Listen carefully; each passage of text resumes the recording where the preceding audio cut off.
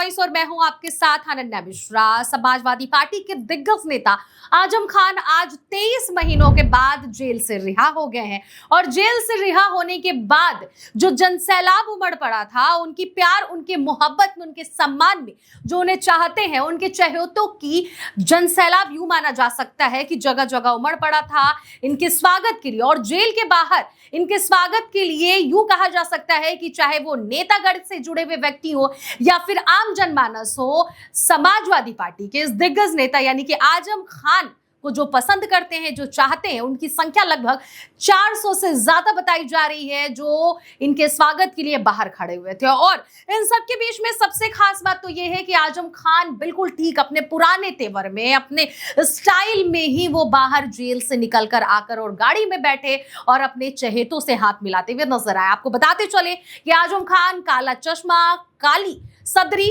और सफेद कुर्ते में नजर आए, जो उनका स्वाभाविक तौर पर हर बार देखा जाता था कि उनका पोशाक यही रहा है। इसमें बिल्कुल भी चेंजिंग नहीं हुआ है। जिस अंदाज में, जिस स्टाइल में, जिस रुतबे के साथ आजम खान हमेशा अपनी जिंदगी को जीते आए हैं, उसी रुतबे और उसी स्टाइल के साथ वो जेल से बाहर आए हैं। यहां तक कि अगर उनके बेटे से मीडिया कर्मियों ने जब बात करने की कोशिश की तो उनके बेटे ने ये कहा कि आज का हीरो आजम खान साहब हैं, आप उनसे बाइट लीजिए क्योंकि आज का डे उनका डे है। आपको बताते चले कि जिस तरह से आजम खान की जो रिहाई हुई है लगभग 23 महीनों के बाद, यूं कहा जा सकता है कि 1 साल में लगभग 1 महीना बचे हुए थे, उसके पहले उनकी रिहाई हो गई है। और आजम खान की रिहाई पर विपक्ष की तरफ से, अखिलेश यादव की तरफ से बधाइयां तो आ ही रही हैं।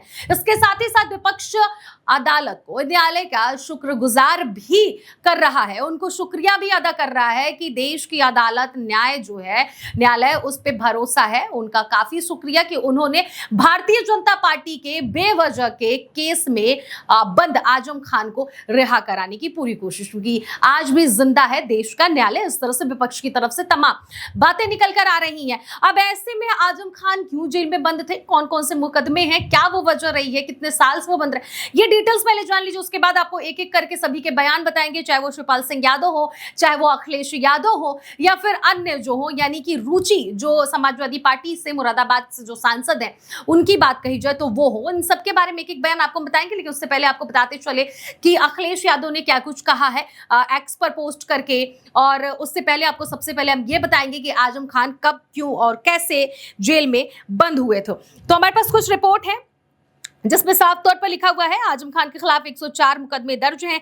इसमें अकेले रामपुर में 93 मामले में केस दर्ज है। 12 मुकदमे में फैसला आ चुका है, कुछ में सजा हुई है और कुछ में वे बरी हो गए हैं। सभी मामलों में उन्हें जमानत मिल चुकी है। फिलहाल 2022 में भड़काऊ भाषण देने के कारण एक मामले में अदालत ने उन्हें 2 साल की सजा सुनाई थी। ये 2022 की बात है।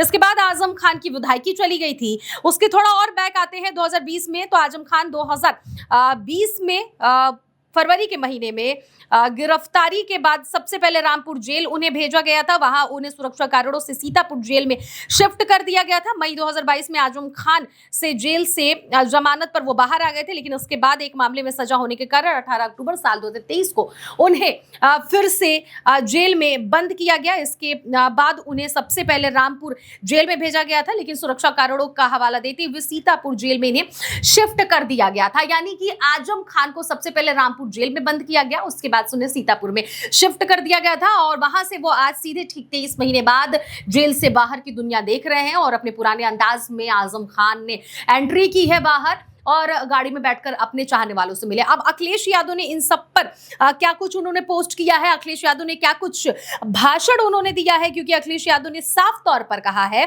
कि अगर समाजवादी पार्टी की सरकार आई और बनी प्रदेश में तो आजम खान पर जितने मुकदमे हैं सभी के सभी हटा दिए जाएंगे। अब अखिलेश यादव ने क्या कुछ पोस्ट किया है एक्स पर, वो आपको बताते हैं।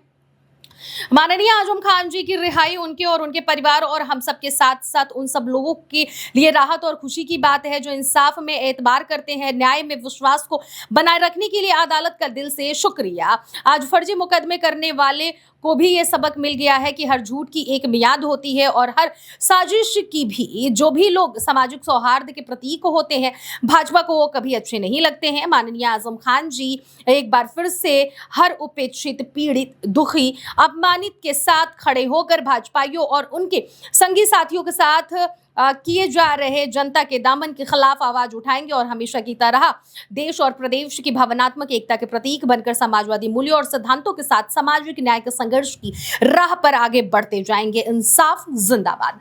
ये अखिलेश यादव ने एक्स पर ट्वीट करके इस तरह से आजम खान को बधाई दी है और साथ ही साथ भारतीय जनता पार्टी और उन फर्जी मुकदमे दर्ज करने वाले लोगों पर निशाना साधा है। अब इसी के साथ आपको भी बताते चले, ठीक बिल्कुल यही बयान शिवपाल सिंह यादव ने भी मीडिया कर्मियों ने जब उनसे सवाल किया तो उन्होंने कहा कि भारतीय जनता पार्टी की सरकार में आजम खान पर बेवजह के मुकदमे दर्ज थे, जिसके कारण वो जेल में गए थे। हमें न्यायालय पर पूरा भरोसा था, न्यायालय ने उन्हें आजादी दे दी है, वो बाहर आ रहे हैं, इससे बड़ी खुशी की बात और कुछ नहीं हो सकती है।